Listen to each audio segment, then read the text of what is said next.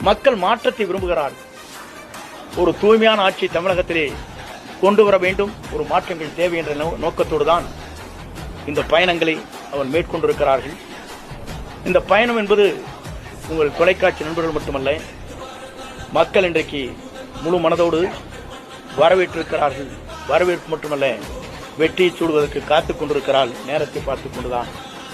ஆகவே 2026 என்பது மக்களால்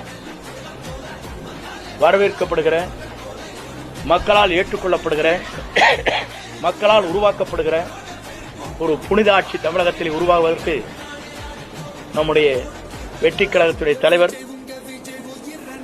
அன்பிற்கினிய இளவல் விஜய் அவர்கள் வெற்றி பெறுவார்கள். 2026 மக்களால் மாபெரும் புரட்சி உருவாகி வெற்றி என்ற இலக்கை அவர் எட்டுவார் என்பதை மட்டும் நான் இந்த நேரத்திலே உங்களுக்கு பணிவன்போடு தெரிவித்து, வருகின்றிருக்கிற தொலைக்காட்சி நண்பர்கள், ஊடக நண்பர்களுக்கு என் வாழ்த்துக்களையும் நன்றியும் பாராட்டுகளையும் தெரிவித்துக் கொள்கிறேன்.